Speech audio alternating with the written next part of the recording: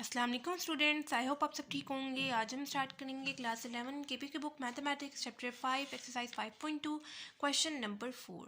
अच्छा, question number 4 start करने से पहले हम लोग कुछ कॉन्सेप्ट ले लेते हैं ताकि ये क्वेश्चन सॉल्व करने में हम आसानी हो।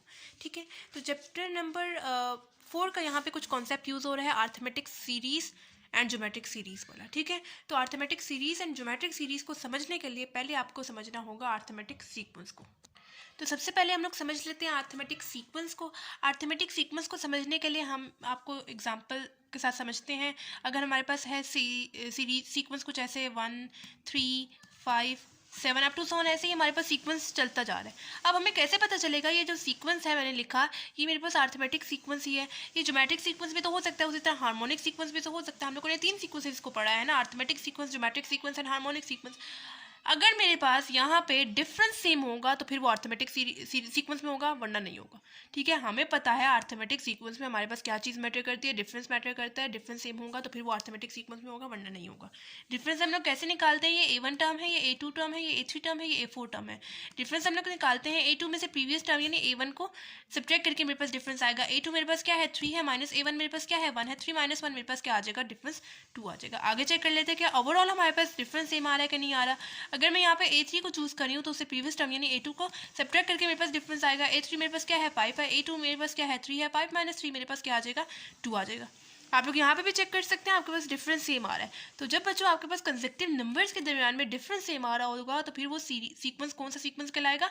अर्थमेटिक सीक्वेंस कहलाएगा। ठीक है, अर्थमेटिक सीक्वेंस का अब सम उसका जनरल फॉर्मूला भी आप लोगों ने पढ़ा था एक्सरसाइज 4.2 में, an is equal to A1 plus n-1 d। इस फॉर्मूले में आप लोगों ने इस फॉर्मूले के थ्रू आप लोग कोई भी nth टर्म आसानी से फाइंड कर सकते हैं। nth टर्म क्या होती है? इन डॉट्स में बच्चों आपके पास nth टर्म कोई भी टर्म हो सकती है। वो 8th टर्म भी हो सकती है, 9th टर्म भी हो सकती है, 100 टर्म भी हो सकती है, 1000 टर्म भी हो सकती है। सिंपली आपको क्या करना है, इस n को उस नंबर से रिप्लेस करना है, आगे उसी के अकॉर्डिंग आप लोगों ने चेंजेस कर देनी है, आपके पास वो nth टर्म आ जाएगी। ठीक है, ये था अर्थमेटिक सीक्वेंस। ठीक है, अर्थमेटिक सीक्वेंस में आपको क्या बताया, डिफरेंस मैटर करता है, डिफरेंस का सेम होना जरूरी है, साथ ही मैंने जनरल फॉर्मूला भी आपको बता दिया। अब आते हैं अर्थमेटिक सीरीज में। ठीक है, अर्थमेटिक सीरीज को समझने के लिए अगर मैं इसी सीक्वेंस को अर्थमेटिक सीक्वेंस सीरीज में लिखूं तो मेरे पास कुछ ऐसे आएगा 1 + 3 + 5 + 7 अप टू सो ऑन है। क्योंकि सीरीज में मैं लिख रही हूँ ना, सीक्वेंस में आपके पास कंसेक्टिव नंबर के दरम्यान में देखो कोमा आ रहा है, लेकिन सीरीज में आपके पास प्लस का साइन आएगा कंसेक्टिव नंबर्स के दरम्यान में। ठीक है, अब इसका भी मुझे सम भी फाइंड करना है। ठीक है, वैसे ये भी आपके पास जो है वो अर्थमेटिक सीरीज में हमें कैसे पता चलेगा कि अर्थमेटिक सीरीज में है, उसी तरह डिफरेंस से पता चलेगा। डिफरेंस हम लोग कैसे निकालेंगे? A1 टर्म है, A2 टर्म है, A3 टर्म है, A4 टर्म है, up to so on. Difference हम लोग निकालते हैं A2 में से प्रीवियस टर्म यानी A1 को सब्ट्रैक्ट करके मेरे पास डिफरेंस आएगा। A2 मेरे पास क्या है 3 है, माइनस A1 मेरे पास क्या है 1 है, 3 माइनस 1 मेरे पास क्या आ जाएगा 2 आ जाएगा। आगे आप लोग चेक कर लें, 5 - 3 2, 7 - 5 आपके पास आ जाएगा 2 आ जाएगा। ठीक है, डिफरेंस आपके पास सेम आ रहा है। तो जब बच्चों आपके पास सीरीज में, ठीक है, सीरीज मतलब जब प्लस का साइन आपके पास ऐसे सीरीज गिवन होंगी, जब वहां पे भी आपके पास डिफरेंस सेम आ रहा होगा तो फिर वो सीरीज कौन सी सीरीज कहलाएंगी? अर्थमेटिक सीरीज कहलाएंगी। ठीक है, सीक्वेंस में आपके पास कोमा आएगा, सीरीज में आपके पास प्लस का साइन आएगा। जब सीरीज में आपके पास डिफरेंस सेम आ रहा होगा तो फिर वो कौन सी सीरीज कहलाएंगी? अर्थमेटिक सीरीज कहलाएंगी। अब इसका सम फाइंड करने के लिए आपके पास दो फॉर्मूले हैं, एक है SN is equal to n/2 A1 plus AN, एक तो ये फॉर्मूला है, और दूसरा फॉर्मूला है SN is equal to n/2 2A1 plus n-1 d। ये वाला फॉर्मूला हम लोग कब यूज़ करते हैं? जब हमारे पास first term and last term given होती है। लास्ट टर्म हमारे पास A एंड होती है ना। ठीक है, लास्ट टर्म फॉर एग्जांपल मुझे यहाँ पे गिवन है 99। ठीक है, तो n की जगह AN की जगह मैं पुट करूँगी 99 को। उसी तरह ये वाला फॉर्मूला हम लोग कब यूज़ करते हैं? जब सिंपल हमारे पास फर्स्ट टर्म गिवन होती है, लास्ट टर्म नहीं गिवन होती। ठीक है, समझ में आ गई? अर्थमेटिक सीरीज में हमारे पास क्या चीज़ मैटर करती है? डिफरेंस मैटर करता है, डिफरेंस का सेम होना जरूरी है कंसेक्टिव नंबर्स के दरमियान में। सम फाइंड करने के लिए दो फॉर्मूले हैं। जब ये वाला फॉर्मूला कब यूज़ करते हैं? जब first term and last term given होती है, और ये वाला फॉर्मूला कब यूज़ करते हैं? जब सिंपल फर्स्ट टर्म गिवन होती है। ठीक है, अर्थमेटिक सीरीज को समझ लिया, अब आते हैं ज्योमेट्रिक सीरीज में। उसी तरह ज्योमेट्रिक सीरीज को समझने के लिए पहले ज्योमेट्रिक सीक्वेंस को समझना होगा। ज्योमेट्रिक सीक्वेंस को समझने के लिए अगर मैं आपको सीक्वेंस की एग्जाम्पल दूँ, अगर हमारे पास सीक्वेंस है 3 6 12 24 अप टू सो ऑन, ऐसे ही हमारे पास सीक्वेंस चलता जा रहा है। अब मुझे कैसे पता चलेगा ये मेरे पास सीक्वेंस जो है मैंने लिखा ये ज्योमेट्रिक सीक्वेंस ही है? या अर्थमेटिक सीक्वेंस भी तो हो सकता है, उसी तरह हार्मोनिक सीक्वेंस भी तो हो सकता है। मुझे कैसे पता चलेगा ये ज्योमेट्रिक सीक्वेंस ही है? मुझे इसकी रेशो से पता चलेगा, क्योंकि हमें पता है जैसे अर्थमेटिक सीक्वेंस में डिफरेंस मैटर कर रहा होता है, वैसे ही ज्योमेट्रिक सीक्वेंस में हमारे पास रेशो मैटर कर रही होती है। कैसे निकालेंगे रेशो? A1 टर्म है, A2 टर्म है, A3 टर्म है, A4 टर्म है, इससे नेक्स्ट टर्म यकीनन A5 होंगे and up to so on. Ratio हम लोग कैसे निकालते हैं? A2 में से प्रीवियस टर्म यानी A1 को डिवाइड करके मेरे पास रेशो आएगी A2 मेरे पास क्या है 6 है, डिवाइडेड बाई A1 मेरे पास क्या है 3 है, 3 1 एंड 3 2 6। तो यहाँ पे मेरे पास रेशो के आगे 2 आ गई। आप लोगों ने बच्चों क्या करना है, जब भी आपको रेशो या डिफरेंस ऐसे चेक करना है तो आप लोगों ने 2 नंबर से तकरीबन चेक कर लेना है, क्योंकि आंसर तो आपके पास दोनों केसेस में आ जाएगा। हमें आंसर तो नहीं चाहिए, हमें चेक करना है क्या वहाँ पे ये डिफरेंस एंड रेशो सेम आ रहा है कि नहीं आ रहा। ठीक है, हमें बस ये चेक करना है कि डिफरेंस या रेशो सेम आ रहा है कि नहीं आ रहा। आंसर तो दोनों केसेस में आ जाएंगे। ठीक है, चेक कर लेते हैं क्या A3 में से प्रीवियस टर्म को अगर हम लोग डिवाइड करते हैं क्या वहाँ पे भी रेशो सेम आ रही है कि नहीं आ रही। A3 मेरे पास क्या है 12 है, डिवाइडेड बाई A2 मेरे पास क्या है 6 है, 6 1 एंड 6 2 12। तो आप लोग यहाँ पे चेक कर सकते हैं आपके पास यहाँ पे भी रेशो सेम आ रही है, यहाँ पे 2 है, यहाँ पे भी 2 है। जब रेशो सेम आ रही होती है सीक्वेंस में तो फिर वो सीक्वेंस कौन सा सीक्वेंस कहलाता है, ज्योमेट्रिक सीक्वेंस कहलाता है। ठीक है, जैसे यहाँ पे अरिथमेटिक सीक्वेंस में आप लोगों ने उसका जनरल फॉर्मूला पढ़ा था, वैसे ही यहाँ पे भी आपके पास एक जनरल फॉर्मूला है ज्योमेट्रिक सीक्वेंस के लिए, AN is equal to A1 R⁻n-1। जैसे इस फॉर्मूले को यूज़ करते हुए आप लोग कोई भी nth टर्म आसानी से निकाल सकते हैं, वैसे इस फॉर्मूले को यूज़ करते हुए आप लोग कोई भी nth टर्म ज्योमेट्रिक सीक्वेंस में आसानी से निकाल सकते हैं। सिंपली आप लोगों ने इस फॉर्मूले में वैल्यू पुट करनी है, आगे उसी के अकॉर्डिंग चेंजेस करनी है, आपके पास आंसर आ जाएगा। ठीक है, ये था ज्योमेट्रिक सीक्वेंस, मतलब यहाँ पे रेशो मैटर करती है। रेशो मैंने आपको बता दिया कैसे आप लोग निकाल सकते हैं, जनरल टर्म आपको बता दिया, जनरल फॉर्मूला आपको बता दिया। अब आते हैं ज्योमेट्रिक सीरीज पे। ठीक है, ज्योमेट्रिक सीरीज को समझने के लिए अगर मैं इसी सीक्वेंस को लिखूं ज्योमेट्रिक सीरीज में तो मैं कैसे लिखूंगी, 3 + 6 + 12 + 24 अप टू सो ऑन, ऐसे ही मेरे पास सीरीज चलती जाएगी। सीरीज में आपके पास प्लस का साइन आ जाएगा। सीरीज में भी वही काम है, रेशो कैसे निकालेंगे, रेशो A1 टर्म है, A2 टर्म है, A3 टर्म है, A4 टर्म है। रेशो हम लोग कैसे निकालते हैं, A2 में से प्रीवियस टर्म यानी A1 को डिवाइड करके मेरे पास रेशो आएगी। A2 मेरे पास क्या है 6 है, डिवाइडेड बाई A1 मेरे पास क्या है 3 है, 3 1 एंड 3 2 6।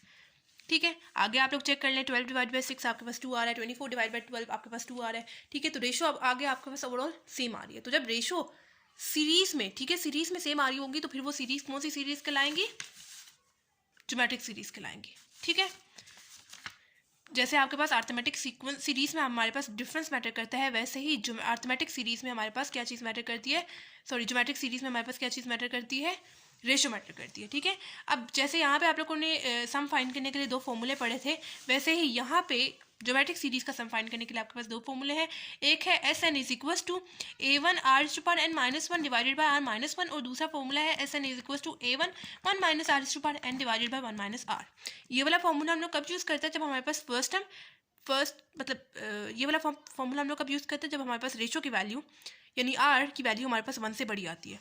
ठीक है, अब 1 से बड़े कौन से नंबर्स होते हैं, 1 2 3 4, जितने भी 1 से बड़े नंबर हैं 2 3 4 5 अप टू सो ऑन, तब आप लोग ये वाला फॉर्मूला यूज़ करेंगे। जैसे यहाँ पे देखें रेशो की वैल्यू मेरे पास क्या आ रही है, 2 आ रही है ना, तो 2 मेरे पास 1 से बड़ा है तो फिर मैं ये वाला फॉर्मूला यूज़ करूँगी। उसी तरह ये वाला फॉर्मूला हम लोग कब यूज़ करते हैं, जब रेशो यानी R की वैल्यू हमारे पास 1 से छोटी आ रही होती है, 1 से छोटी आ रही होती है। यस, अब 1 से छोटे कौन से नंबर्स हैं, 0.5 हो गया, 0.75 हो गया, 0.25 हो गया, एंड जितने भी नेगेटिव नंबर है वो सब 1 से छोटे हैं ना, तो फिर आप लोग ये वाला फॉर्मूला यूज़ करेंगे। सिंपल ये वाला फॉर्मूला कब यूज़ कर देंगे, जब हमारे पास रेशो की वैल्यू 1 से बड़ी आ रही होगी, और ये वाला फॉर्मूला कब यूज़ करेंगे, जब रेशो की वैल्यू 1 से छोटी आ रही होगी। ठीक है, इसके अलावा एक और फॉर्मूला भी है, जैसे यहाँ पे मैंने आपको एग्जांपल दी है सीरीज़ की, मैंने आपको यहाँ पे लास्ट टर्म नहीं बताई कहाँ पे जाके स्टॉप हो रही है। ठीक है, तो जब आपको लास्ट टर्म नहीं बताई होती तो फिर वो सीरीज़ कौन सी सीरीज़ कहलाती है, इनफाइनाइट सीरीज़ कहलाती है। इनफाइनाइट सीरीज़ को आप लोगों ने एक्सरसाइज 4.1 में पढ़ा था, फाइनाइट एंड इनफाइनाइट सीरीज़ को। जब आपके पास लास्ट टर्म गिवन होती है तो फिर वो फाइनाइट सीरीज़ होती है, अगर आपके पास लास्ट टर्म नहीं गिवन तो फिर वो इनफाइनाइट सीरीज़ होती है। अब मुझे फाइंड करना है इनफाइनाइट ज्योमेट्रिक सीरीज़। अच्छा, इनफाइनाइट तो समझ में आती है, लास्ट टर्म नहीं गिवन तो इनफाइनाइट होगी, लेकिन साथ में ज्योमेट्रिक सीरीज़ का क्यों वर्ड यूज़ कर रही हूँ, क्योंकि मेरे पास यहाँ पे रेशो मैटर कर रही है। ठीक है, इस वजह से मैं कह रही हूँ कि मुझे इनफाइनाइट ज्योमेट्रिक सीरीज़ का सम फाइंड करना है। तो इनफाइनाइट ज्योमेट्रिक सीरीज का सम फाइंड करने के लिए एक फॉर्मूला है S इनफाइनाइट, ये जो सिंबल मैंने लगाया ना ये इन्फिनिटी को शो करता है। सम ऑफ इनफाइनाइट कैसे फाइंड करेंगे, A1 divided by 1 - R। Simple, A1 first term होती है, रेशो मैंने आपको बता दिया आप लोग कैसे निकाल सकते हैं। सिंपल इस फॉर्मूले में वैल्यू पुट करेंगे, आपके पास आंसर आ जाएगा। ठीक है, आई होप आप लोगों को समझ आ गई होगी। अभी हम लोग क्वेश्चंस को सॉल्व करते हैं, फिर आपको ज़्यादा अच्छे तरीके से समझ में आ जाएगी। ठीक है, तो क्वेश्चन नंबर 4 हमारे पास है, find the sum of the following arithmetic co geometric series. Simple इन्होंने हमें सम फाइंड करने के लिए बोला है, आप लोगों ने कोई nth टर्म वगैरह नहीं फाइंड करनी। जैसे एक्सरसाइज 5.2 अगर आप लोग बुक खोल के देखें, एक्सरसाइज 5.2 का जो क्वेश्चन नंबर 1 है उसमें आपको बोला हुआ था कि आप लोगों को nth टर्म भी फाइंड करनी है और साथ आपको nth सम भी उसका फाइंड करना है। ठीक है, उसी तरह क्वेश्चन नंबर 2 में आपको बोला था कि इनफाइनाइट सीरीज का सम फाइंड करना है। हम लोगों ने फिर उसमें nth टर्म नहीं फाइंड की थी, सिंपल उन्होंने बोला था कि आप लोगों को infinite geometric series, infinite series का सम फाइंड करना है। सिंपल हम लोगों ने इनफाइनाइट वाला काम किया था, फॉर्मूला वगैरह अप्लाई किया था।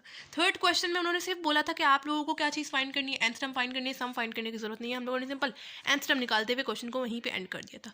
इस क्वेश्चन में इन्होंने बोला है कि आपको कोई ज़रूरत नहीं है nth टर्म फाइंड करने की, आप लोग डायरेक्ट निकालें सम को। तो आप लोगों ने कोई नहीं ये nth टर्म को निकालना, आप लोगों ने डायरेक्ट जो है वो सम पे आ जाना है।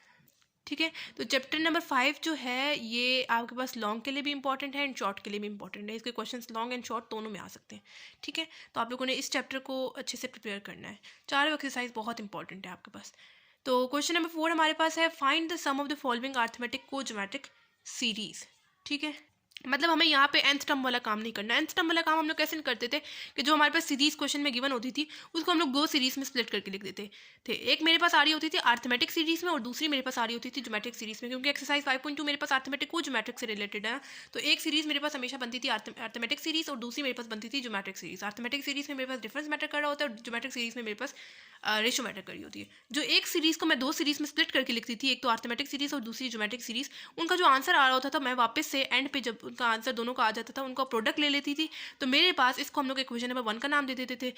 तो इक्वेशन नंबर 1 की मेरे पास nth टर्म आ जाती थी, nth टर्म आ जाती थी। ठीक है, हम लोग वो लिखते थे, उससे प्रीवियस टर्म यानी n से प्रीवियस टर्म भी मुझे लिखनी पड़ती थी। सिंपल n को रिप्लेस कर देते n-1 से। अब वो हमें वो वाले स्टेप्स नहीं करने, nth टर्म वाले स्टेप्स नहीं करने, क्योंकि हमें यहाँ पे सिंपल फाइंड करना है सम को। तो nth टर्म वाले स्टेप्स करने की जरूरत नहीं है। nth टर्म से नेक्स्ट स्टेप क्या होता था कि हम लोगों को इक्वेशन नंबर 1 को मल्टीप्लाई करना होता था कॉमन रेशो से। अब कॉमन रेशो निकालने के लिए वही nth टर्म वाले स्टेप्स तो करने ही पड़ेंगे ना, कि रेशो हम लोग कैसे निकालें डायरेक्ट। ठीक है, हम लोग बस रेशो निकाल लेते हैं, प्रॉपर वो सॉल्व नहीं करते हैं, nth टर्म वाली सॉल्व नहीं करते, सिंपल रेशो निकाल के वहीं पे सॉल्व कर देंगे, नेक्स्ट स्टेप पे जाएंगे। ठीक है, तो कैसे निकालेंगे, पहले तो हम लोग यहाँ पे इसको लेट कर लेते हैं ना s के इक्वल। ठीक है, मैं लिख रही हूँ 5 + 7/3 + 1 + 11/27 अप टू सोन, ऐसे ही मेरे पास सीरीज चलती जाएंगी। ठीक है, अब मैं यहाँ पे लिख रही हूँ s + 5/3⁻0। ठीक है, इसके नीचे क्या है, 1 है। ठीक है, मतलब कि 5 के नीचे 1 होगा। ठीक है, एंड मैंने यहाँ पे लिखा है 3/0। आपको पता है किसी भी नंबर की या किसी भी वेरिएबल की पावर अगर मेरे पास 0 होगी तो फिर उसका आंसर क्या आएगा, 1 ही आएगा। ठीक है, तो 3/0 आप लोग कैलकुलेटर से करके देख लें, आपके पास 1 ही आएगा answer. Plus 7/3 as it is. यहाँ पे जब मेरे पास पावर 0 है, यहाँ पे मैं लिख रही हूँ 3/1। अब जो नेक्स्ट मैं लिख रही हूँ यहाँ पे, वो मैं लिख रही हूँ 3/2। मतलब मेरे पास यहाँ पे 1 है, इस 1 के नीचे क्या है, 1 है। मैं नीचे भी 9 से मल्टीप्लाई कर रही हूँ और ऊपर भी 9 से मल्टीप्लाई कर रही हूँ। ठीक है, मैं क्यों मल्टीप्लाई कर रही हूँ, ताकि मेरे पास एक सीरीज बन जाए। देखिए यहाँ पे देखिए 3/0 है, 3/1 है, यहाँ पे मेरे पास मसला आ रहा है 1 आ रहा है। ठीक है, मुझे किसी तरह से यहाँ पे 3/2 बनाना है। तो मैं क्या कर रही हूँ, मैं नीचे भी मल्टीप्लाई कर रही हूँ 9 से और ऊपर भी मल्टीप्लाई कर रही हूँ 9 से, ताकि मेरे पास यहाँ पे मतलब 3/2 मेरे पास क्या आ जाएगी, 9 आ जाएगा ना। ठीक है, 3/2। नेक्स्ट मैं लिखूंगी प्लस, मैं लिख रही हूँ नेक्स्ट 3/3। ठीक है, 3/3 मेरे पास क्या आ जाएगा, 27 आ जाएगा। अप टू सोन आगे मैं लिखूंगी 3/4, उसकी अकॉर्डिंग मेरे पास आती जाएंगी चीज़ें। ठीक है, यहाँ पे जो मेरे पास 1 आ रहा था ना दरमियान में, मेरे पास मसला क्रिएट कर रहा था। मैंने क्या किया, मैंने नीचे भी एंड ऊपर भी 9 से मल्टीप्लाई कर दिया। नीचे जो मैंने 9 से मल्टीप्लाई किया उसको मैंने स्क्वायर की फॉर्म में लिख दिया। 3 का स्क्वायर मेरे पास 9 हो जाएगा एंड ऊपर जो 9 है वो मेरे पास एज इट इज आ जाएगा, प्लस आगे वाला 11 as it is up to so on. ऐसे ही मेरे पास सीरीज चलती जाएंगी। ठीक है, अब इस एक सीरीज़ को मैं दो सीरीज़ में स्प्लिट करके लिख रही हूँ ताकि मैं यहाँ से रेशो निकाल लूँ। मुझे यहाँ पे nth टर्म नहीं फाइंड करनी, मुझे सिर्फ रेशो निकालनी है, क्योंकि मुझे सिर्फ सम फाइंड करना है। nth टर्म वाले स्टेप्स मैंने नहीं करने, लेकिन रेशो निकालने के लिए मुझे फिलहाल इसको स्प्लिट करके लिखना पड़ेगा। आप लोग बेशक इसको इक्वेशन नंबर 1 का नाम दे दें। इसको मैं दो सीरीज़, इस एक इक्वेशन को यानी इक्वेशन नंबर 1 को मैं दो सीरीज़ में स्प्लिट करके लिख रही हूँ। एक जो मैं सीरीज़ बना रही हूँ वो मेरे पास अरिथमेटिक सीरीज़ की होंगी और जो दूसरी सीरीज़ होंगी वो मेरे पास ज्योमेट्रिक सीरीज होंगी। अब मैं कैसे निकालूँ, मेरे पास अरिथमेटिक सीरीज में कैसे बनाऊंगी, मैं क्या कर रही हूँ, मैं नॉमिनेटर्स को पहले एक बार ले रही हूँ। मतलब नॉमिनेटर में मेरे पास क्या आ रहा है, 5 + 7 + 9 + 11। एक जो मैंने सीरीज बना दी वो मैंने सबके नॉमिनेटर को देखते हुए बना दी, और जो दूसरी सीरीज में बना रही हूँ वो मैं सबके डिनोमिनेटर को देखते हुए बना रही हूँ। यानी 1/3/0। डिनोमिनेटर की वैल्यू ऊपर 1 तो लिखना ही पड़ेगा ना, डिनोमिनेटर की वैल्यू के ऊपर हम लोग 1 लिख रहे हैं यहाँ पे। ठीक है, प्लस यहाँ पे लिख रही हूँ 1/3/1 + 1/3/2 + 1/3/3 अप टू सोन। ऐसे ही मेरे पास सीरीज चलती जाएंगी। जो पहली सीरीज मैंने बनाई वो मैंने सबके नॉमिनेटर को देखते हुए बना दी, और जो दूसरी सीरीज मैंने बनाई वो मैंने सबके डिनोमिनेटर को देखते हुए बना दी। हमें nth टर्म फाइंड नहीं करनी, इस वजह से आप लोगों को सॉल्व नहीं करना। रेशो हम लोग किस केसेस में निकाल सकते हैं, ये आपके पास जो सीरीज़ आ रही है वो आपके पास अर्थमेटिक सीरीज़ में आ रही है, यहाँ पे आपके पास सबके दरमियान में डिफरेंस सेम होगा। 7 - 5 आप लोग कर लें। डिफरेंस कैसे निकालते हैं, A2 में से प्रीवियस टर्म यानी A1 को सब्ट्रैक्ट करके मेरे पास डिफरेंस आता है। ये A2 है प्रीवियस टर्म यानी 5 को सब्ट्रैक्ट करेंगे आपके पास क्या आता है, 2 आता है। 9 - 7 आपके पास क्या आएगा, 2 आएगा। 11 - 9 आपके पास 2 आएगा। डिफरेंस यहाँ पे सेम आ रहा है, तो जब डिफरेंस सेम आ रहा होता है तो फिर वो सीरीज़ कौन सी सीरीज़ कहलाती है, अर्थमेटिक सीरीज़ कहलाती है। चूँकि मैंने आपको स्टार्ट में बताया था हम लोग पढ़े हैं अर्थमेटिक को ज्योमेट्रिक सीरीज़, इस वजह से एक सीरीज़ आपके पास अर्थमेटिक सीरीज़ बनेंगी और दूसरी आपके पास ज्योमेट्रिक सीरीज़ बनेगी। हमें निकालनी है रेशो, तो रेशो किस केसेस में निकलती है, अर्थमेटिक सीरीज़ में निकलते हैं, ज्योमेट्रिक सीरीज़ में निकलते हैं। ज्योमेट्रिक सीरीज़ में निकलती है ना, हम लोगों ने सिंपल रेशो निकालनी है और अपने नेक्स्ट स्टेप की तरफ जाना है। रेशो निकालते हैं, ये A1 टर्म है, A2 टर्म है, A3 टर्म है, A4 टर्म है, और सो ऑन। रेशो कैसे निकालते हैं, A2 में से प्रीवियस टर्म यानी A1 को डिवाइड करके मेरे पास रेशो आएगी। A2 मेरे पास क्या है, 1/3 पावर 1 डिवाइडेड बाई A1 मेरे पास क्या है, 1/3 पावर 0। ठीक है, 3 पावर 0 आपके पास 1 ही आएगा। ठीक है, एंड 1/3 पावर 1 डिवाइडेड बाई 1/1 आपके पास 1/3 ही आ जाएगा। 3 पावर 1 आपके पास 3 ही आएगा। ठीक है, ये आपके पास रेशो आ गई। चेक कर लेते हैं कि ओवरऑल हमारे पास रेशो सेम आ रही है कि नहीं आ रही। अगर मैं यहाँ पे A3 को चूज़ करी हूँ तो उसे प्रीवियस टर्म यानी A2 को डिवाइड करके मेरे पास रेशो आएगी। A3 क्या है, 1/3 पावर 2 है डिवाइडेड बाई A2 मेरे पास क्या है, 1/3 पावर 1 है। ये जो सा 3 पावर 1 है वो इस पावर 2 के साथ कैंसिल आउट हो जाएगा। मेरे पास क्या आंसर आ जाएगा, 1/3। नीचे 1 हो तो उससे कोई फर्क नहीं पड़ता। एंड मेरे पास रेशो यहाँ पे क्या आ गई, 1/3 आ गया। आप लोग चेक कर सकते हैं रेशो सेम आ रही है। तो जब बच्चों आपके पास रेशो सेम आ रही होती है तो फिर वो सीरीज़ कौन सी सीरीज़ कहलाती है, अर्थमेटिक सीरीज़ कहलाती है। ठीक है, मुझे यहाँ पे आंसर टर्म नहीं फाइंड करनी, इस वजह से मैं यहीं पे स्टॉप कर दूंगी बस। ठीक है, अब जाते हैं नेक्स्ट स्टेप सम की तरफ। उससे नेक्स्ट स्टेप क्या होता था, एन टर्म तो हम लोग निकाल लेते थे। उससे नेक्स्ट स्टेप क्या होता था, हम लोग इक्वेशन नंबर 1 को मल्टीप्लाई करते थे कॉमन रेशो से। यहाँ पे हमें nth टर्म नहीं फाइंड करनी, सिंपल रेशो को फाइंड करते हुए हम लोगों ने इक्वेशन नंबर 1 को के साथ रेशो को मल्टीप्लाई कर देना है। ठीक है, ठीक है, multiply equation number 1 by common ratio. ठीक है, कॉमन रेशो क्या आ रही है, 1/3 आ रही है। दोनों तरफ आप लोगों ने 1/3 को मल्टीप्लाई कर देना है। 1/3 ऐसा हो गया इज इक्वल्स टू, आगे क्या होगा 1/3 एंड आगे वाली पूरी सीरीज लिख दें, 3 power 3 0 plus 7/3 1 plus 9/3 power 2 plus 11/3 power 3 plus up to so on. ऐसे ही आपके पास सीरीज चलती जाएंगी। मैंने क्या किया, मैंने इक्वेशन नंबर 1 को कॉमन रेशो से मल्टीप्लाई कर दिया। ठीक है, ये हो जाएगा 1/3 एस इज इक्वल्स टू 1/3 को अंदर सब टर्म्स के साथ मल्टीप्लाई करेंगे। 1/3 होगा मल्टीप्लाई 5/3 पावर 0, 3 की पावर 0 आपके पास 1 ही होगा ना, तो 1 × 5 क्या होगा आपके पास 1/3 हो जाएगा। ठीक है, 3 पावर 0 आपके पास 1 ही है, 3 × 1 आपके पास 3 हो जाएगा। प्लस 1/3 मल्टीप्लाई 7/3 पावर 1 आपके पास क्या आ जाएगा, 7/3 पावर 2 आ जाएगा। इस 3 की पावर क्या है, 1 है। 3 × 3 ऐसे होगा ना, 3 × 3 इसकी पावर क्या है, 1 है, इसकी पावर क्या है, 1 है। बेसिस सेम हो जाएंगे, आपके पास पावर ऐड हो जाएंगी। 1 + 1 क्या हो जाएगा, 2 हो जाएगा। उसी तरह 1/3 मल्टीप्लाई 9/3 का स्क्वायर क्या हो जाएगा, 9/3। बेसिस सेम हो जाएंगे, पावर्स ऐड हो जाएंगी। 1 + 2 क्या हो जाएगा, 3 हो जाएगा। ठीक है, 1/3 मल्टीप्लाई 11/3 की पावर 3 आपके पास क्या आ जाएगा, 11/3। बेसिस सेम हो जाएंगी, पावर्स ऐड हो जाएंगी। 1 + 3 क्या हो जाएगा, 4 हो जाएगा। Plus up to so on, ऐसे ही आपके पास सीरीज चलती जाएंगी। अब हम लोगों ने कॉमन रेशो से मल्टीप्लाई कर दिया। अब आप लोग बेशक इसके क्वेश्चन नंबर 2 का नाम दे दें। ठीक है, अब उससे नेक्स्ट स्टेप क्या है, कॉमन रेशो तो मल्टीप्लाई कर दिया, उससे नेक्स्ट स्टेप क्या है कि आप लोगों ने इक्वेशन नंबर 1 को एंड इक्वेशन नंबर 2 को सब्ट्रैक्ट करना है। ठीक है, ठीक है, subtract equation 1 and 2। Equation number 1 मेरे पास क्या है, इक्वेशन नंबर 1 में स्टार्ट में मेरे पास क्या आ रहा है, एस आ रहा है। ठीक है, तो एस माइनस ये क्या हो जाएगा, 1/3s। ठीक है, मतलब मैंने जो है वो लेफ्ट साइड को सब्ट्रैक्ट कर दिया। इक्वेशन नंबर 1 में एस था एंड इक्वेशन नंबर 2 में मेरे पास क्या था, 1/3s था। सब्ट्रैक्ट करना था, इस वजह से नेगेटिव साइन डाला। इज इक्वल्स टू, अब मैं यहाँ पे क्या कर रही हूँ, 5/3 पावर 0 आपके पास 1 ही आ जाएगा। ठीक है, तो मैं यहाँ पे 5 को एक साइड पे एज इट इज करके लिखती हूँ स्टार्ट की वैल्यू, क्योंकि मेरे पास 5/3 की मतलब डिवाइडेड बाय 1 मतलब 5 के नीचे 1 ही है ना, 3 पावर 0 आपके पास 1 ही हो जाएगा। मेरे पास यहाँ पे पावर डिवाइडेड बाय 1 वाला कोई पेयर अवेलेबल नहीं है, इस वजह से मैंने 5 को एज इट इज यहाँ पे लिख दिया। ठीक है, प्लस अब ये जो सा है ना 7/3 इसका मैं पेयर बना रही हूँ यहाँ पे 1/3 के साथ। सब्ट्रैक्ट करना है, इस वजह से नेगेटिव साइन डाल चुके दरमियान में। प्लस उससे जो नेक्स्ट टर्म है क्या है, 9/3 पावर 2 मैं इसका पेयर बना रही हूँ, क्या है 9/3 पावर 2 उसका जो मैं पेयर बना रही हूँ वो मैं इसके साथ बना रही हूँ। सब्ट्रैक्ट करना है, इस वजह से नेगेटिव साइन डाला है 3 पावर 2, ताकि मैं नेक्स्ट स्टेप में इनको कॉमन ले सकूँ, इस वजह से मैं ये काम कर रही हूँ। प्लस उससे नेक्स्ट क्या है 11/3 पावर 3।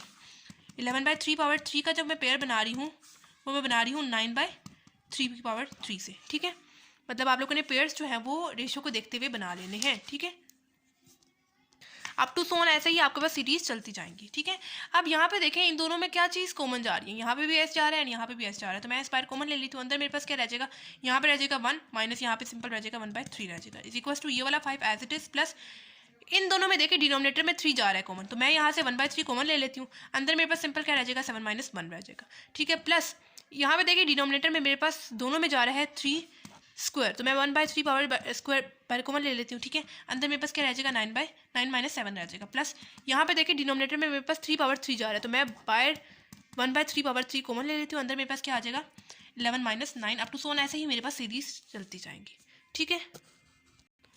अच्छा यहाँ पे देखें 1/3 पावर 1 को मल्टीप्लाई करेंगे जब 5/3 पावर 0 के साथ, तो मेरे पास 5/3 आएगा, ठीक है। एंड यहाँ पे भी आप लोग उसी के अकॉर्डिंग चेंजेस कर लें, ठीक है, ऐसे, ठीक है। हम लोगों ने जो 1/3 पावर 1 को जब मल्टीप्लाई किया 5/3 पावर 0 के साथ, तो मेरे पास 5/3 आया। एंड उसी के अकॉर्डिंग यहाँ पे जहाँ पे आपके पास 1 लगा हुआ था, जो हम लोगों ने पेयर्स बनाया है डिनोमिनेटर को देखते हुए, वहाँ पे भी आप लोगों ने यहाँ पे 5 लगा देना है। उसी तरह यहाँ से डिनोमिनेटर की वैल्यू बाहर कॉमन ले ली, अंदर मेरे पास 7 माइनस 5 रह जाएगा, ठीक है। यहाँ पे आप लोग एलसीएम ले लिया, एलसीएम कैसे लेंगे हम लोग, इसके नीचे क्या है 1 है, जो क्रॉस में वैल्यूज होती है उनको मल्टीप्लाई करें, जो डिनोमिनेटर वाली वैल्यूज है उनको मल्टीप्लाई करें। 1 मल्टीप्लाई 3 क्या हो जाएगा 3 माइनस 1 मल्टीप्लाई क्या हो जाएगा 1 हो जाएगा, डिवाइडेड बाई 1 मल्टीप्लाई 3 क्या हो जाएगा 3 हो जाएगा, is equal to 5 as it is, plus 7 minus 5 आपके पास क्या आ जाएगा, यहाँ से आपके पास 2 आ जाएगा, ठीक है। आगे वाला 1/3 as it is, plus 9 minus 7 आपके पास क्या आ जाएगा 2 आ जाएगा, and 1/3 power 2 as it is, plus 11 minus 9 आपके पास क्या आ जाएगा 2 आ जाएगा, and 1/3 power 3 as it is up to so on, ऐसे ही मेरे पास सीरीज चलती जाएंगी, ठीक है। ये हो जाएगा S2 माइनस 1 मेरे पास क्या हो जाएगा 2/3 इज इक्वल टू 5 प्लस, अच्छा यहाँ पे देखें आपके पास यहाँ पे भी 2 जा रहा है, यहाँ पे भी 2 जा रहा है, यहाँ पे भी 2 जा रहा है, तो क्या मैं यहाँ से मतलब देखें आप लोग यहाँ से इन सब में आगे जितनी भी वैल्यूज़ होंगी ना, आप लोग चेक कर लें, आपके पास सब वैल्यूज़ में 2 कॉमन जा रहा होगा। तो मैं क्या करती हूँ, मैं सब वैल्यूज से 2 बाहर कॉमन ले लेती हूँ, अंदर मेरे पास सिंपल क्या रह जाएगा 1/3 रह जाएगा, प्लस अंदर 1/3 स्क्वायर रह जाएगा, प्लस 1/3 पावर 3 रह जाएगा, प्लस अप टू सोन, ऐसे ही मेरे पास सीरीज चलती जाएंगी, ठीक है। मैंने क्या किया, मैंने यहाँ पे इन वैल्यूज़ में देखा मेरे पास 2 कॉमन जा रहा था, इस वजह से मैंने यहाँ से 2 कॉमन ले लिया, अंदर मेरे पास ये चीज़ें रह गई, ठीक है। अब यहाँ पे मेरे पास ज्योमेट्रिक सीरीज का फॉर्मूला यूज़ हो रहा है, ठीक है। हमेशा आपके पास ऐसा होगा कि इन क्वेश्चंस में आपके पास हमेशा ज्योमेट्रिक सीरीज का एक ना एक फॉर्मूला ज़रूर यूज़ हो रहा होगा, ठीक है। आप कौन सा फॉर्मूला यूज़ हो रहा है वो हम लोग कैसे चेक करेंगे, मैं यहाँ पे लिख रही हूँ 1/3 plus 1/3 2 1/3 power 3 up to so on, ऐसे ही मेरे पास सीरीज चलती जाएंगी। अब यहाँ पे मुझे तो पता चल गया यहाँ पे मेरे पास ज्योमेट्रिक सीरीज का एक ना एक फॉर्मूला ज़रूर यूज़ होता है। अब कौन सा फॉर्मूला यूज़ होगा, 2 फॉर्मूले पड़े, जब रेशो की वैल्यू 1 से बड़ी आएगी तो फिर ये वाला फॉर्मूला यूज़ करेंगे, लेकिन जब रेशो की वैल्यू 1 से छोटी आएगी तो फिर ये वाला फॉर्मूला यूज़ करेंगे। इसके लिए सबसे पहले हमें रेशो चेक करनी पड़ेगी, ये A1 टर्म है, A2 टर्म है, A3 टर्म है। रेशो कैसे निकालते हैं, A2 में से प्रीवियस टर्म यानी A1 को सब्ट्रैक्ट करके डिवाइड करके मेरे पास रेशो आएगी। A2 मेरे पास क्या है 1/3 पावर 2 है, डिवाइडेड बाय A1 मेरे पास क्या है 1/3 है। पावर्स कैंसिल आउट हो गई, मेरे पास आंसर क्या आ गया रेशो का 1/3 आ गया। आगे आप लोग चेक कर लें, आपके पास रेशो सेम आएगी। अगर मैं यहाँ पे A3 को चूज़ करी हूँ तो उसे प्रीवियस टाइम यानी A2 को डिवाइड करके मेरे पास रेशो आएगी। A3 मेरे पास क्या है 1/3 पावर 3 डिवाइडेड बाय A2 मेरे पास क्या है 1/3 पावर 2। ये जो ये स्क्वायर है ये क्यूब है कैंसिल आउट हो गया, आपके पास रेशो क्या आ गई 1/3 आ गई। आप लोग चेक कर सकते हैं यहाँ पे रेशो सेम आ रही है। जब रेशो सेम आ रही होती है तो फिर वो सीरीज़ कौन सी सीरीज़ कहलाती है, ज्योमेट्रिक सीरीज़ कहलाती है। तो अगर आप लोग 1/3 जो फ्रैक्शन में है इसको पॉइंट्स में निकालते हैं तो आपके पास 0.333 समथिंग आता है, ठीक है। तो 0.333 आपके पास रेशो जो आ रही है वो 1 से बड़ी आ रही है छोटी आ रही है, 1 से छोटी आ रही है, तो फिर हम लोग ये वाला फॉर्मूला यूज़ करेंगे, ठीक है, ठीक है। लेकिन हम लोग उस केस में यूज़ करेंगे जब हमारे पास लास्ट टर्म भी गिवन होगी, लेकिन यहाँ पे अब हमारे पास चूँकि लास्ट टर्म नहीं गिवन, ठीक है, तो फिर ये मेरे पास कौन सी सीरीज़ कहला रही है, इनफाइनाइट ज्योमेट्रिक सीरीज़ बना रही है, ठीक है। ये अगर आपके पास लास्ट टर्म गिवन होगी, मतलब आपके पास 1/3 plus 1/3 power 2 plus 1/3 power 3 up to so on, ऐसे ही last term 1/3 power for example n9 कर लें, ठीक है।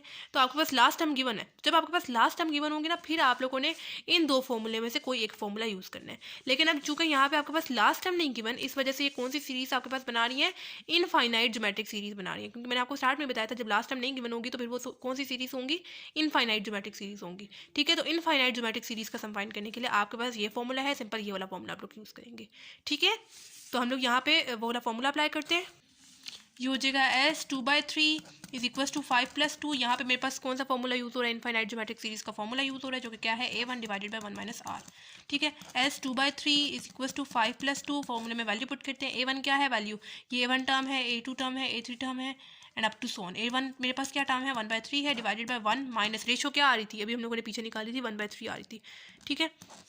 ये हो जाएगा S 2/3 is equal to 5 plus 2 1/3। यहाँ पे हम लोग ले लेते हैं एलसीएम। एलसीएम कैसे लेंगे, इसके नीचे क्या है 1 है, जो क्रॉस में वैल्यूज होती है उनको मल्टीप्लाई करें, जो नीचे वाली वैल्यूज होती है उनको मल्टीप्लाई करें। 1 मल्टीप्लाई 3 क्या हो जाएगा 3 माइनस 1 मल्टीप्लाई 1 क्या हो जाएगा 1 डिवाइडेड बाय 1 मल्टीप्लाई 3 क्या हो जाएगा 3, ठीक है। हो जाएगा S 2/3 is equal to 5 plus 2 1/3 divided by 3 minus 1 मेरे पास क्या हो जाएगा 2 डिवाइडेड बाय 3, ठीक है। ये हो जाएगा s 2/3 इज इक्वल टू 5+2। आपको पता है जब भी कोई चीज़ नीचे डिवाइड हो रही होती है और हमें उसको मल्टीप्लाई में कन्वर्ट करना होता है, जो चीज़ नीचे होती है यानी 3 नीचे है वो ऊपर आ जाएगा एंड 2 ऊपर है वो नीचे चला जाएगा, ठीक है। यानी जो चीज़ डिवाइड हो रही होती है हमें उसको मल्टीप्लाई में कन्वर्ट करना होता है, जो चीज़ नीचे होती है वो ऊपर आ जाती है, जो चीज़ ऊपर होती है वो नीचे चली जाती है, ऐसे, ठीक है। अब ये 3 डिवाइड फॉर्म में, ये मल्टीप्लाई फॉर्म में, अब इसमें कैंसिल आउट हो गई। मेरे पास क्या आ जाएगा, s 2/3 is equal to 5+2 and यहाँ पे अंदर क्या आ जाएगा 1/2 आ जाएगा, ठीक है। ठीक है, आप 2 को बेशक अंदर मतलब मल्टीप्लाई कर दें तो 2 डिवाइड बाई 2 आपके पास कटिंग हो जाएगी, ठीक है। एंड ये आ जाएगा s 2/3 इज इक्वल टू 5+1 आपके पास क्या हो जाएगा 5, ये प्लस वाला साइन और ये 1, 5+1 आपके पास क्या आ जाएगा 6 आ जाएगा, ठीक है। ये जो 3 यहाँ पे डिवाइड हो रहा है जब दूसरी तरफ जाएगा, मतलब यहाँ पे डिवाइड हो रहा है जब दूसरा जाएगा तो आपके पास मल्टीप्लाई हो जाएगा, 3 6 सर आपके पास क्या हो जाएगा 18 हो जाएगा। ये जो सा 2 यहाँ पे s के साथ मल्टीप्लाई हो रहा है जब दूसरा जाएगा तो आपके पास क्या हो जाएगा डिवाइड हो जाएगा ऐसे, and s is equal to 18 divided by 2 आपके पास क्या आ जाएगा 9 आ जाएगा, यानी सम आपके पास क्या आ रहा है 9 आ रहा है, ठीक है। अच्छा जी, क्वेश्चन नंबर 5 हमारे पास है, if the sum to infinity of the series given है हमारे पास 3 + 5r + 7r² plus up to so on, ऐसे ही ये इन्फिनिटी का सिंबल है, ठीक है। इस 44/9 find the value of r। अच्छा, इस क्वेश्चन में अब क्या गिवन है, एक इंपॉर्टेंट क्वेश्चन है, ठीक है। इस क्वेश्चन में हमें क्या गिवन है कि हमें r की वैल्यू फाइंड करनी है। पिछले क्वेश्चन में ऐसा होता था कि हमें या तो बोला होता था कि nth टर्म फाइंड करें या आप लोगों को बोला होता था सम फाइंड करें, लेकिन इस क्वेश्चन में आपको बोला हुआ है सम आपको गिवन है 44/9, आपको यहाँ पे वैल्यू फाइंड करनी है रेशो की, ठीक है। तो करते हैं सॉल्व इसको, ठीक है। हमें यहाँ पे सम गिवन है, क्या गिवन है 44/9 गिवन है, ठीक है। सम हमें गिवन है, उसका तो मसला खत्म हो गया। हमें यहाँ पे फाइंड करना है, रेशो फाइंड करनी है, ठीक है। अब फर्स्ट स्टेप हम लोग क्या करें, फर्स्ट स्टेप हम लोग करते थे ना रेशो को, अभी जब हमें nth टर्म फाइंड नहीं करनी होती तो फर्स्ट स्टेप हमारा क्या होता था कि रेशो को हम लोग मल्टीप्लाई कर देते इस इक्वेशन के साथ, यानी इक्वेशन मेरे पास क्या है 3 + 5r + 7r² plus up to so on, ऐसे ही मेरे पास सीरीज चलती जा रही है, ठीक है। इसको हम लोग इक्वेशन नंबर 1 का नाम दे देते हैं और ये मेरे पास है, इसको हम लोग लेट कर लेते थे s के इक्वल, ठीक है। इक्वेशन नंबर 1 को हम लोग कर लेते थे, पहले 2 इक्वेशन में स्प्लिट कर देते थे, एक मेरे पास अर्थमेटिक सीरीज में आ रही थी और एक मेरे पास ज्योमेट्रिक सीरीज में आ रही थी। ज्योमेट्रिक सीरीज के थ्रू हम लोग सम फाइंड कर, रेशो फाइंड कर लेते थे, लेकिन यहाँ पे हमें फाइंड करनी है रेशो की वैल्यू इस पूरे को सॉल्व करते हुए, ठीक है। तो हम लोग क्या करते हैं, अब रेशो तो हमें पता नहीं है, इस वजह से रेशो निकाल के हम लोग नेक्स्ट स्टेप क्या करते थे कि उसी रेशो को मल्टीप्लाई कर देते क्वेश्चन नंबर 1 के साथ। लेकिन यहाँ पे तो अब हमें रेशो की वैल्यू नहीं पता, रेशो तो हम लोग पूरा इस क्वेश्चन को सॉल्व करेंगे तब हमारे पास रेशो की वैल्यू आएगी, ठीक है। इस सीरीज़ के साथ हम लोग नहीं सॉल्व कर सकते, ठीक है। तो हम लोग क्या करेंगे, हमें चूँकि अभी यहाँ पे रेशो की वैल्यू नहीं पता तो हम लोग मल्टीप्लाई कर देते हैं आर को, यानी रेशो को दोनों तरफ, ऐसे ही कर देते हैं ना। रेशो की वैल्यू पहले हम लोग वैल्यू निकाल लेते थे इस एक सीरीज़ को 2 सीरीज़ में स्प्लिट करते हुए, फिर रेशो की वैल्यू को हम लोग मल्टीप्लाई कर देते थे क्वेश्चन नंबर 1 के साथ। अब चूँकि हमारे पास रेशो की वैल्यू नहीं गिवन तो हम लोग मल्टीप्लाई कर देते हैं रेशो यानी आर को, ठीक है, दोनों तरफ, ठीक है। मल्टीप्लाई कर देते हैं रेशो यानी आर, दोनों तरफ करना पड़ेगा, आर ऐसा हो जाएगा एंड यहाँ पे आर नेक्स्ट स्टेप में अंदर सब टर्म्स के साथ मल्टीप्लाई कर देंगे, 7r² plus up to so on, ऐसे ही मेरे पास सीरीज चलती जाएंगी। ये हो जाएगा R S is equal to R को अंदर सब टर्म्स के साथ मल्टीप्लाई करेंगे, r इंटू 3 मेरे पास क्या हो जाएगा 3r हो जाएगा, प्लस r इंटू 5r मेरे पास क्या हो जाएगा 5r² हो जाएगा, प्लस r इंटू 7r² मेरे पास क्या हो जाएगा 7r³ हो जाएगा, प्लस अप टू सोन, ऐसे ही मेरे पास सीरीज चलती जाएंगी। अब इसको मैं इक्वेशन नंबर 2 का नाम दे रही हूँ। उससे नेक्स्ट स्टेप क्या होता था कि equation number 1 and equation number 2 को सिंपली हम लोग क्या कर लेते थे, सब्ट्रैक्ट कर लेते थे, ठीक है। सब्ट्रैक्ट इक्वेशन 1 एंड 2, ठीक है। इक्वेशन नंबर 1 आपके सामने है, s माइनस सब्ट्रैक्ट करेंगे आर एस को इज इक्वल टू, अब ये जो सा 3 है वो मैं एज इट इज लिख रही हूँ क्योंकि इसका जो पेयर है वो नीचे यहाँ पे अवेलेबल नहीं है इक्वेशन नंबर 2 में, ठीक है। इस वजह से मैंने 3 को एज इट इज लिख दिया, प्लस ये वाला जो 5 आ रहा है इसका जो मैं पेयर बना रही हूँ वो इसके साथ बना रही हूँ, यानी सब्ट्रैक्ट करना है, इस वजह से नेगेटिव साइन डाल रही हूँ दरमियान में, प्लस नेक्स्ट जो मैं बना रही हूँ वो मैं 7r² का पेयर बना रही हूँ, सब्ट्रैक्ट कर रही हूँ 5r² के साथ, ठीक है, प्लस अप टू सोन, ऐसे ही मेरे पास चलती जाएंगी सीरीज, ठीक है। ये हो जाएगा s minus R S is equal to 3, plus इन दोनों में आप लोग देखें क्या चीज़ आप लोग कॉमन ले सकते हैं, यहाँ पे भी आ रहे हैं यहाँ पे भी आ रहे हैं, आर में कॉमन ले लेती हूँ, अंदर मेरे पास क्या आ जाएगा 5 - 3 आ जाएगा, प्लस यहाँ पे दोनों में r² है, मैं r² बाय कॉमन ले लेती हूँ, अंदर मेरे पास क्या आ जाएगा 7 - 5 आ जाएगा, प्लस अप टू सोन, ऐसे ही आपके पास सीरीज चलती जाएंगी। यहाँ पे देख लें, यहाँ पे भी ऐसे है, यहाँ पे भी ऐसे है, कॉमन ले लेते हैं, अंदर मेरे पास क्या आ जाएगा 1 - r आ जाएगा इज इक्वल टू 3, प्लस 5 - 3 आपके पास क्या हो जाएगा 2r, प्लस 7 - 5 आपके पास क्या हो जाएगा 2r² plus up to so on, ऐसे ही आपके पास सीरीज चलती जाएंगी।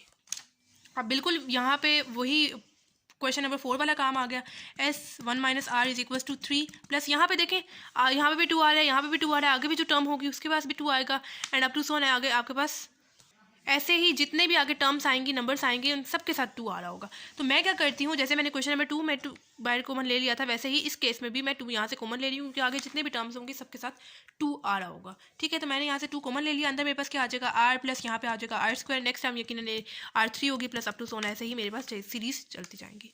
ठीक है, मैंने यहाँ पे सिंपली क्या कर दिया, 2 को कॉमन ले लिया। अब यहाँ पे दोबारा से यहाँ पे मुझे लास्ट टर्म नहीं गिवन, तो इस वजह से वैसे हमें पता है ना यहाँ पे ज्योमेट्रिक सीरीज का एक ना एक फॉर्मूला जरूर यूज हो रहा होता है। अब चूंकि मुझे यहाँ पे लास्ट टर्म नहीं गिवन, इस वजह से मेरे पास इनफाइनाइट ज्योमेट्रिक सीरीज का फॉर्मूला यूज हो रहा होगा। इनफाइनाइट ज्योमेट्रिक सीरीज का फॉर्मूला मेरे पास ये है, पुट करते हैं फॉर्मूला, ये हो जाएगा s 1 minus R is equal to 3 plus 2। यहाँ पे मैं फॉर्मूला अप्लाई कर रही हूँ, फॉर्मूला लिख रही हूँ क्या है, a1 divided by 1 minus R. Next time मैं फॉर्मूले में वैल्यू पुट करते हैं, 1 minus R is equal to 3 plus 2। a1 ये मेरे पास a1 टर्म है, a2 टर्म है, a3 टर्म है अप टू सोन। a1 मेरे पास क्या है, r है, divided by 1 minus R, ratio क्या आ रही है निकाल लेते हैं। मेरे पास क्या सीरीज गिवन है, r plus r² plus r3 plus up to so on, ऐसे ही मेरे पास जो है वो सीरीज कंटिन्यू होती जा रही है। रेशो हम लोग कैसे निकालते हैं, ये a1 टर्म है, a2 टर्म है, a3 टर्म है, रेशो हम लोग निकालते हैं a2 में से प्रीवियस टर्म यानी a1 को डिवाइड करके मेरे पास रेशो आती है r² divided by r। a2 में मेरे पास r² था, a1 में मेरे पास r था, ये जो r है वो कैंसिल आउट होकर मेरे पास रेशो के आगे r आ गई। ठीक है, उसी तरह अगर आप लोग यहाँ पे a3 को चूज करें तो उससे प्रीवियस टर्म यानी a2 को डिवाइड करके आपके पास रेशो आएगी। a3 आपके पास है r power 3 divided bye a2 आपके पास है r पावर 2। ये पावर्स कैंसिल आउट होकर आपके पास रेशो के आगे 2 r आ गई। ठीक है, यानी रेशो हमारे पास क्या आ रही है, r आ रही है, पुट कर देंगे। ठीक है, पुट कर दी। आप क्या करें, अब ये जो सा 1 माइनस r है ना, उसको हम लोग दूसरी तरफ ले जाते हैं, यानी यहाँ पे सिंपल मेरे पास आ जाएगा s इज इक्वल टू यहाँ पे 3, यहाँ पे 1 माइनस r है, दूसरी तरफ जाएगा तो सब टर्म्स के साथ डिवाइड हो जाएगा, यानी 1 माइनस r हो जाएगा प्लस जो हो जाएगा 2r divided by 1 minus r। यहाँ पे पहले से 1 माइनस r था, ये वाला जब 1 माइनस r आएगा वो यहाँ पे भी आके मल्टीप्लाई होगा तो आपके पास पावर आ जाएगी 2। ठीक है, सिंपली क्या किया, 1 माइनस आर यहाँ पे मल्टीप्लाई हो रहा था, दूसरी तरफ आएगा तो सब दोनों टर्म्स के साथ अंदर डिवाइड हो जाएगा। ठीक है, मल्टीप्लाई हो रहा था, दूसरी तरफ जाएगा तो डिवाइड होगा। अब आपको क्वेश्चन में ही वैल्यू गिवन थी सम की, क्या गिवन थी 44/9, तो हम लोग पुट कर देते हैं, हमें वैसे r की वैल्यू फाइंड करनी है। 44/9 ऐसी जगह पुट कर देंगे, इज इक्वल टू ये क्या हो जाएगा 3 divided by 1 minus R plus 2r divided by 1 minus R का स्क्वायर। अब ये हो जाएगा 44/9। इसको फर्दर सॉल्व करने के लिए हम लोग क्या करते हैं, हम लोग यहाँ पे एलसीएम ले लेते हैं। एलसीएम कैसे लेंगे, जो क्रॉस में वैल्यूज होती है उनको मल्टीप्लाई करें, जो नीचे वाली वैल्यूज होती है उनको मल्टीप्लाई करें। जो क्रॉस में वैल्यूज है ना इनको मल्टीप्लाई करेंगे, नीचे वाली वैल्यूज है उनको मल्टीप्लाई करेंगे। 3 मल्टीप्लाई 1 माइनस आर स्क्वायर क्या हो जाएगा। या अगर आपको नहीं समझ आ रहा, आप लोग क्या करें, यहाँ पे आपके पास 1 माइनस आर अवेलेबल है, यहाँ पे आपके पास 1 माइनस आर स्क्वायर है। ठीक है, 1 माइनस आर एक तो इधर है, यहाँ पे 1 माइनस आर एक और की मुझे ज़रूरत है ताकि मेरे पास बेसिस सेम हो जाए।